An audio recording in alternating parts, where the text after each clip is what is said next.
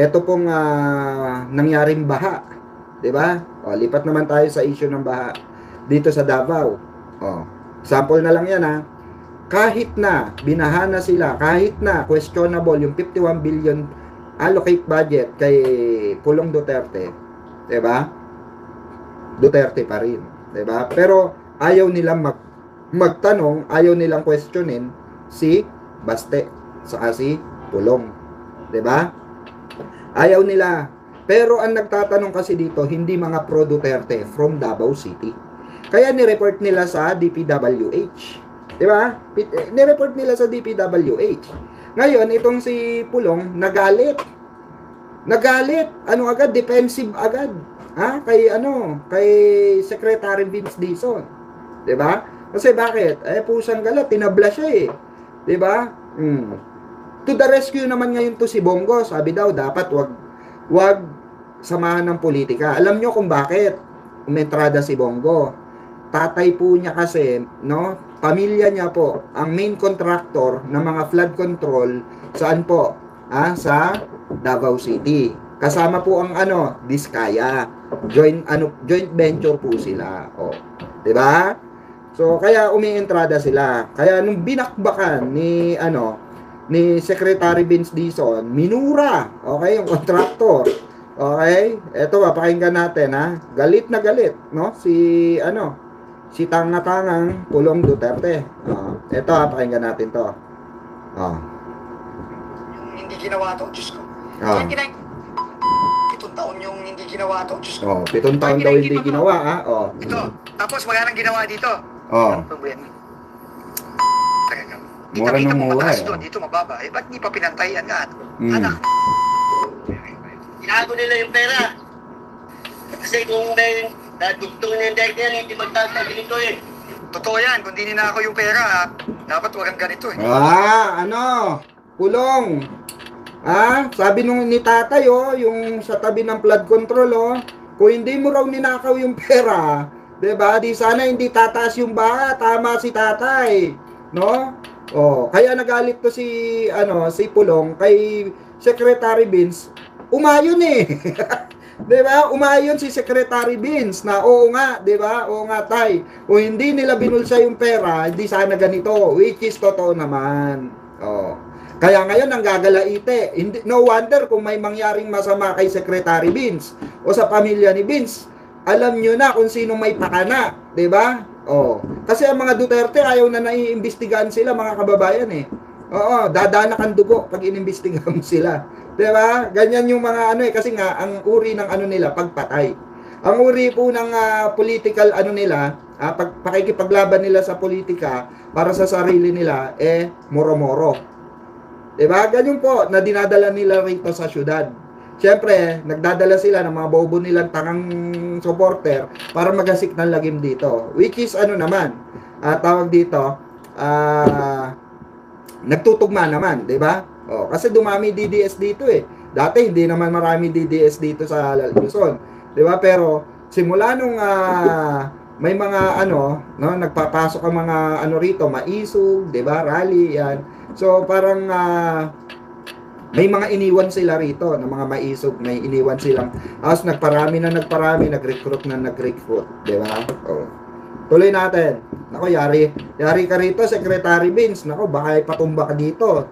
No, delikado pa naman kalaban ng mga Duterte, di ba? Nagpapatumba sila eh. Pero first things first, Joseph Charles, magpa-dredge ka na dito. Ang gagawin natin, kung gaano kataas yun, ipapantay natin.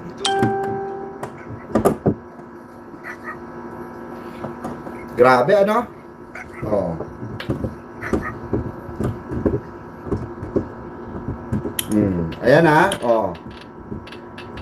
Kasi ito yung mga kababayan, kung bakit napupunta na yung issue sa mga Duterte. Which is narinig naman natin since 2019 pa. Hindi na pala tinuloy, mga kababayan. Pwede naman palang ituloy, hindi na itinuloy. Hindi na tinaasan ng husto. Kaya umapaw ulit. Ang tendency, umaagos. 'Di ba? Yung Singapore daw, naging Singapore. 'Di ba? Ayaw nila, ito ang pangit sa mga Duterte, ayaw nilang tutuliksain sila. Ayaw na questionin sila pagdating sa accountability and transparency. Pero kitang-kita ng sambayan ng Pilipino, kitang-kita ng taong bayan, 'di ba? Kung ano nangyayari sa Davao City. 'Di ba? Kitang-kita po, hindi naman, Diyos ko, hindi naman gawa-gawa yan ng mga taga Davao City. Sila nga nagkalat niyan eh, 'di ba? Oh. Yung mga residente po ng Davao City ang nagkalat ng video na ibang klase sa kanila. Tapos habang yung kanilang mga inupong mayor, kongresista, 'di ba, vice president, nasa bakasyon. Anak ng pusang galang may ketong talaga. Oo. Na bakit ganun kaya ang mga Duterte, mga kababayan? Pansin ko lang I'm sure pansin nyo rin to. Pagdating sa korupsyon sa kanila, ilag na ilag silang sagutin. Inuunahan nila ng galit. Inuunahan nila ng pananakot. 'Di ba? Simple lang naman Simple lang naman ang solusyon diyan. Harapin mo, sagutin mo, tapos ang usapan. Sagutin mo, hindi naman taga Luzon ang sasagutin mo. Sagutin mo yung mga taga Davao. Yung mga Davaoenyo na nagtatanong. 'Di ba? Kaya nga 'di ba? Oh. Yun na nga yung pinupunto ng mga Davaoenyo eh. O, tingnan mo si Tatay. Binulsa daw yung pera eh. O. Pulong, ba't mo naman kasi binulsa yung 51 billion? Diba? Diba mga kababayan? Tanungin nga natin si Pulong. Pulong. Oh, nagtatanong kami, nagtatanong sila Tatay, yung mga taga Davao diyan. Ba't mo daw binulsa yung 51 billion? Ha? Bakit daw? Asan daw yung 51 billion? Nagagalit ka kaagad eh. 'Di ba? Oh, anong sagot ni anong sagot po ni diyan? Pulong. Oh. Eto ha.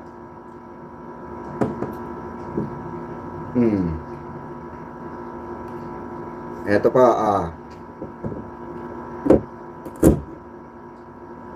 eto ha. Ang priority namin ngayon, i-address yung flooding sa mga kababayan natin. Kasi grabe yung dinaanan ng hirap doon. And they deserve better than that. We need to act quickly. And yun muna yung gagawin natin. Basta tuloy-tuloy tayo doon. Talagang tayo doon. Tuloy tayo doon. Nasaan ba yung full video? Pagkatapos ng baha sa Davao City, mga kababayan, nung umapaw yung ilog, punta agad si Vince Dizon at nagmura-mura mga kababayan doon sa Davao City. Natural, magmumura-mura yun. Bobo ka pala eh. Asan na ba yun? Hanapin natin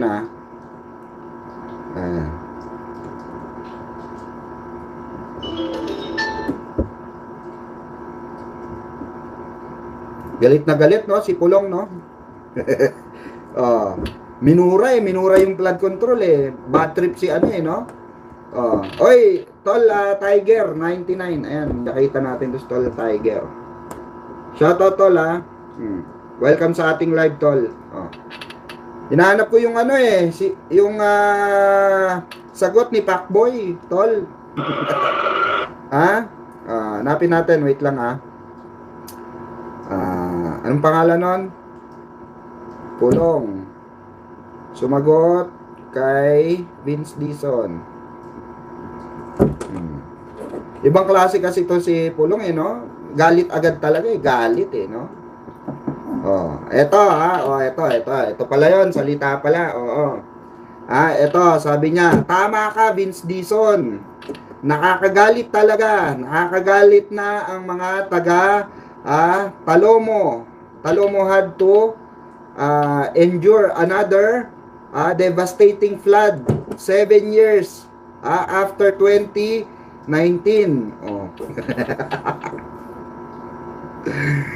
Tanga rin no. Alam mo pag magda-divert ka, Pulong, no? Eto hindi ko alam kung sinong spokesperson yun, hindi namin alam kung sinong tanga na nag-a-advise sa inyo. Hindi niyo nakukuha yung logic, mga Duterte, hindi niyo nakukuha yung logic dito. Sasabihin niyo, oo, no? Parang ang gusto niyo sabihin, after 2019, wala na kayong proyekto. The question here is, sabi nga ni Secretary Vince Dizon, litin natin para malinaw.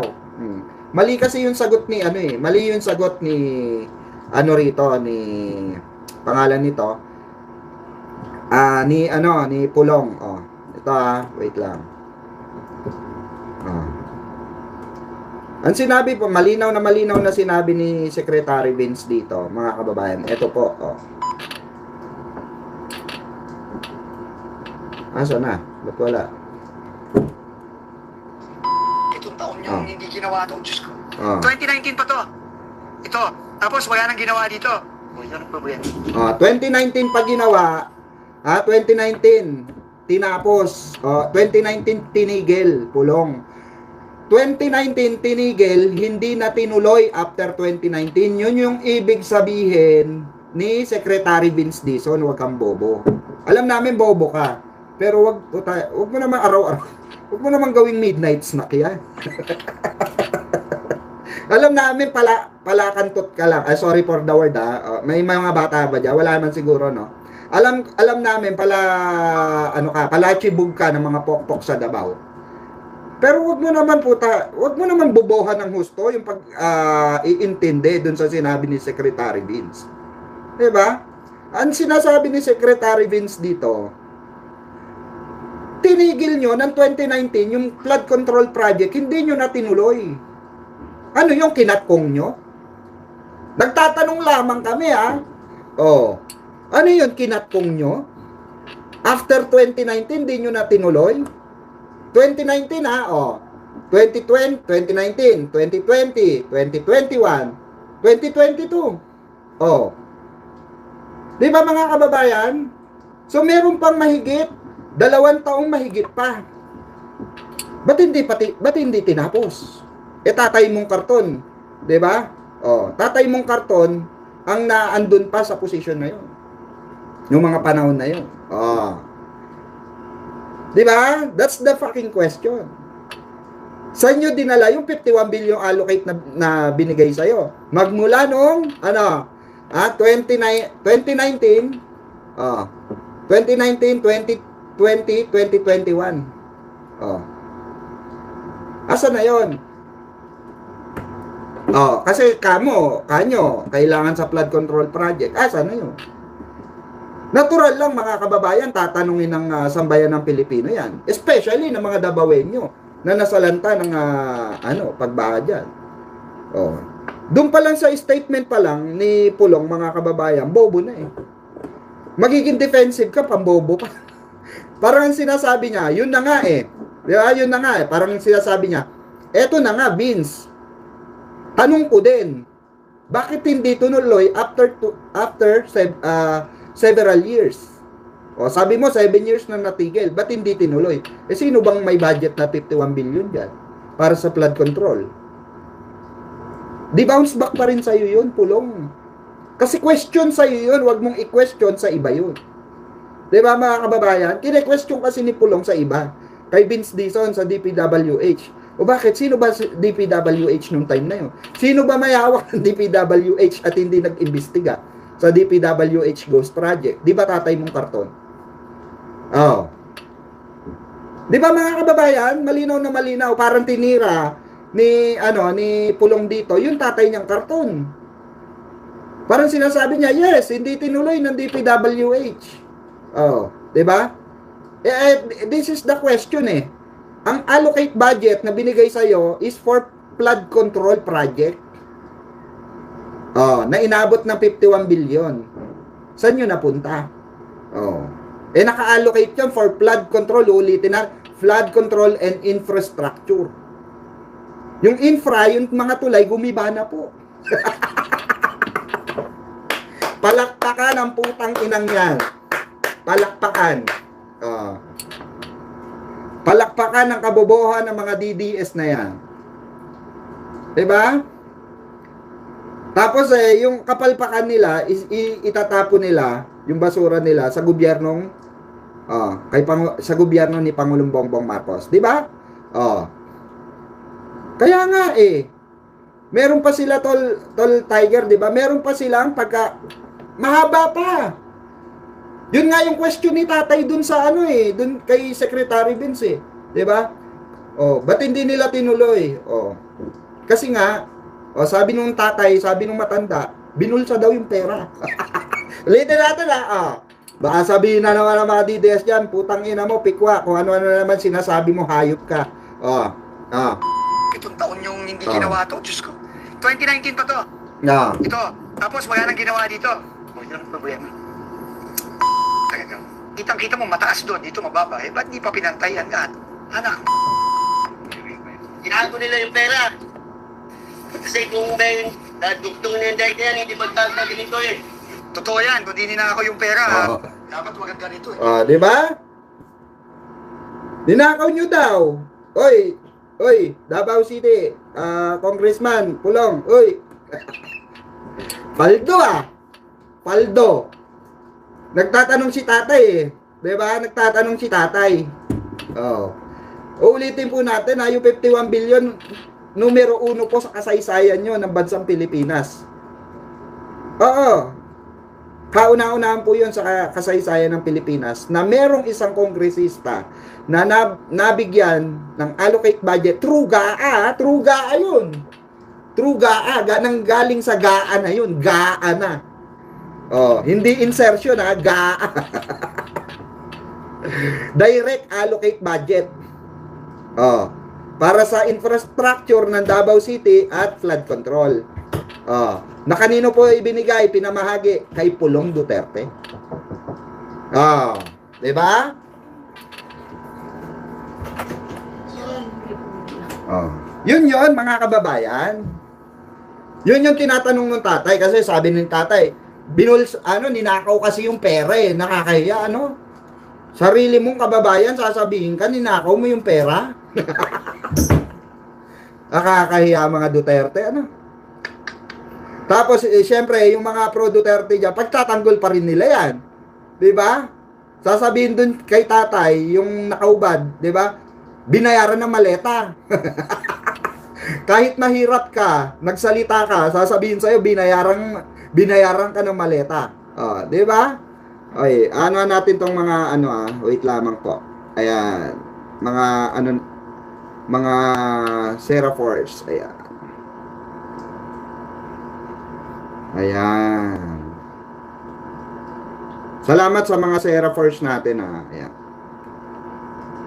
Oh, ayan na po. Honestly bro, keep quiet DDS vloggers because they know that they too benefited from it because they were paid by Duterte's. Exactly. Exactly, bro. You got it. You got it. Oh. Diba? Oh, here at Duterte. Here at Duterte. We got it all for you. Pusang gala talaga, oh. Siyempre, di ba? Mananahimik yung mga vlogger nila. Yung bahana nga lang sa Davao, walang nag-topic sa mga pro Duterte. Di ba, tol? Oh. Yung bahana nga lang sa Davao, ni isang pro Duterte vlogger, walang topic eh. Di ba? Oh. Sinong topic nila ngayon? Secretary Vince Dizon, pinabakbakan. Bakbakan nyo yung putang inang yan. Binanatan ako eh. Sakit ng bangs ko eh. Umiiyot ako eh. Tapos ginaganyan ako. Hayop ka. Inuna mo pa yung itlog mo kaysa sa mga kababayan mong Pilipino dyan sa Davao. Nakakaawa lang ng mga kababayan. Nakakaawa lang na meron silang kongresista kagaya ni Pulong Duterte, kagaya ng mga anak ni Pulong, at kagaya ni Baste Duterte, di ba? Na walang wenta. Pag gumagano, no? Di ba? Gumagano sa mga kababayan. Oo, TikTok party, mga kababayan. Pusang gala talaga tong mga ito, Oo. Yun yung sinasabi natin eh, may mga bagay talaga mga kababayan ko, no? May mga kababayan, may mga talaga, may mga tawag dito, mga utak dilis na hindi matanggap po, no? Na pakboy lang si Pulong. May mga hindi makatanggap na si Baste ay Barbie lang. Kaya kahit na kabobohan na, kaob-oban na, ika nga, yung lumalabas sa bibig ng mga ng mga Duterte siblings, okay lang sa kanila. Ia-adapt talaga nila, 'di ba mga kababayan? Yan po yung ano nila Yan po yung tinatawag nilang kailangan ma-divert natin ito. Diversion tactics, 'di ba? Kasi nga bakit? Kasi nga mapupulaan sila rito. Wipe out po Grabe nangyari doon sa Davao City. Wipe out mga kababayan. Sino alangan na sisihin natin yung parang gusto sabihin ng mga Duterte, mga kababayan, especially ni Pulong, sisihin ang gobyerno. Sisihin si Pangulong Bongbong Marcos. Sisihin ang Maynila.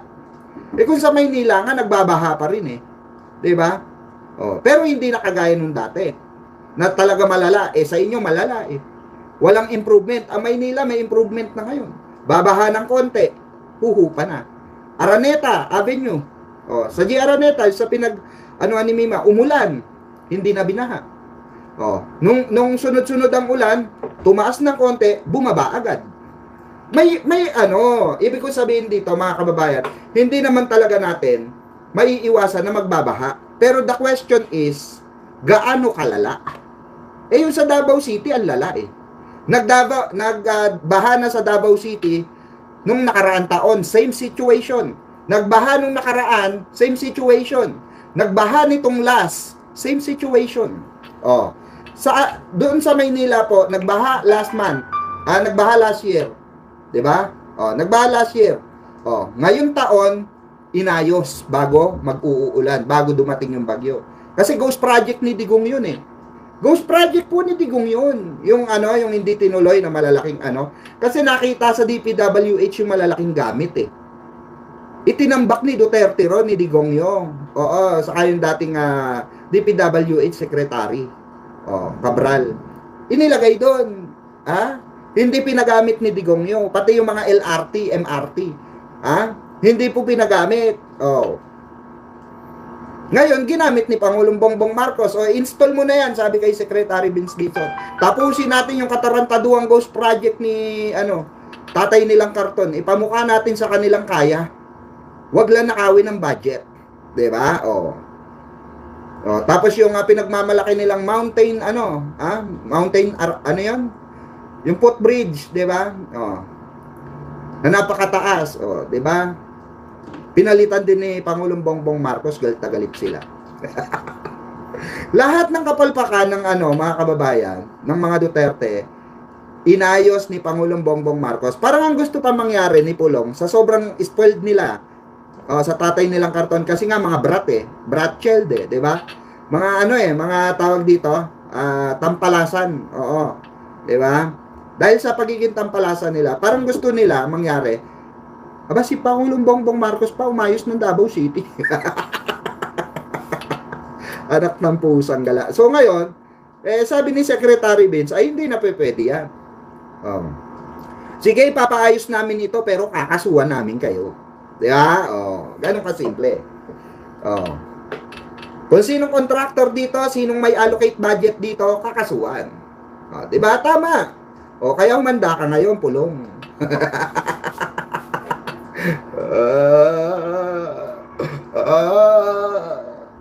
Palabasin niyo ako. Mukhang nag-aantay sa'yo si Peryong at Dagula. Natal Tiger 99, no? Mount Kamuning flyover yun, tama. Baka ganun sa Rhea si bigyan niyo ako pokpok. Yun yung aantayin natin. Di ba? Di ba? Yun ang aantayin natin, mga kababayan. Yung maglululumuho dahil, birang-bira na si Pulong, di ba? Manyakol Biruin nyo, di ba?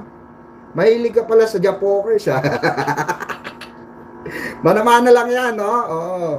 Sanggala. Yung tatay naman nila, mahilig sa katulong, no? Mahilig mambastos ng katulong. Chinichinger daw niya, Di ba? Mana-mana talaga sila, Kaya yung tatay natin, hindi nga Hindi na makagamit ng Viagra. Di ba? Doon nakapapanaw yun. Pero mo ba naman, 8 years to 10 years ang, ano, di ba? Ang tawag dito? Ang hearing. Oh.